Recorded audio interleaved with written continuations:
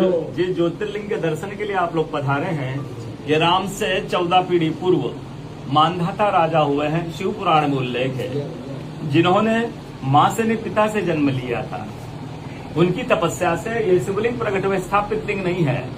जिस प्रकार आरती करते हम प्रण अक्षर के मध्य, ओम अक्षर के मध्य, यह तीनों एका जय शिव ओंकारा।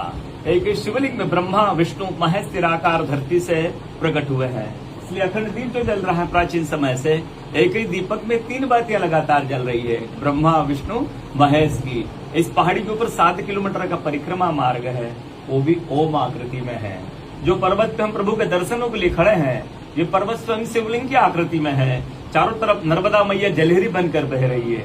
पूरे 12 ज्योतिर्लिंगों में शयन आरती होती है, लेकिन बाबा का विश्राम ओंकारेश्वर ज्योतिर्लिंग में है। तो उनके शयन के लिए झूला पलना चौपड़ पासे बिछाए जाते हैं। बाबा यहाँ विश्राम करके 3 बजे रात उठकर महाकालेश्वर जाएंगे, वहाँ स्नान करेंगे। इसलिए वहाँ का भस्म आरती प्रसिद्ध है, यहाँ का शयन आरती प्रसिद्ध है। शिव पुराण में भी कथा आती है, महिलाएं 16 सोमवार व्रत करती है, उसमें भी कथा आती है। क्या कथा आती है? प्रतिदिन भोलेनाथ आते हैं, माँ के साथ विश्राम करके सुबह ब्रह्म मुहूर्त में उठकर चले जाते हैं। एक दिन जब भोले बाबा माँ के साथ पधारते तो माँ पुजारी से पूछती, पुजारी हमें विश्राम के लिए जा रहे हैं, ये चौपड़ पासे में किनकी जीत होगी? पुजारी बोलते कि आज ही भोले बाबा जीतेंगे। ऐसा बोल करके पुजारी घर चले जाते हैं। भोले बाबा माँ विश्राम के लिए आ जाते हैं। सुबह ब्रह्म मुहूर्त में जैसे यहाँ से उठकर भोले बाबा बाहर निकलते बाहर माँ के साथ में, तो पुजारी द्वार पर रहते। तो माँ पुजारी से पूछती, पुजारी कल मैंने आपसे पूछा था, हमें विश्राम के लिए जा रहे, चौपड़ पासे में किनकी जीत होगी? आपने कहा भोले बाबा जीतेंगे। भोले बाबा नहीं जीते, मैं जीती हूँ।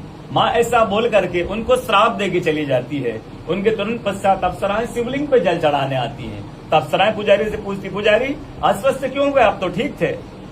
फिर पुजारी बोलते हैं, भोले बाबा माँ के साथ प्रतिदिन विश्राम करके चले जाते थे, कल भोले बाबा माँ के साथ पधारे तो माँ ने मुझसे पूछ लिया, पुजारी हमें विश्राम के लिए जा रहे, चौपड़ पासे में किनकी जीत होगी? मैंने कहा भोले बाबा जीतेंगे। माँ जीत गई, माँ मुझे श्राप देके चली गई। अब सराय बोलते, चिंता न करो, हम अंदर जाकर शिवलिंग की पूजा करके आते, फिर इसका उपाय बताएंगे। अब सराय अंदर जाकर शिवलिंग की पूजा करके बाहर आकर बोलती, पुजारी अब 16 सोमवार व्रत कीजिएगा, व्रत करते ही स्वस्थ हो जाएंगे, व्रत करते ही ठीक हो जाएंगे। ये वो कथा का दर्शन प्रतिदिन होता है।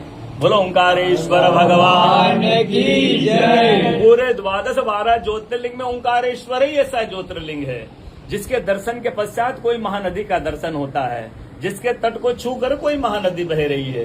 काशी जाएंगे गंगा जी दूर है, उज्जैन जाएंगे क्षिप्रा जी दूर है, सोमनाथ जाएंगे समुद्र है, लेकिन ओंकारेश्वर ही ऐसा ज्योतिर्लिंग है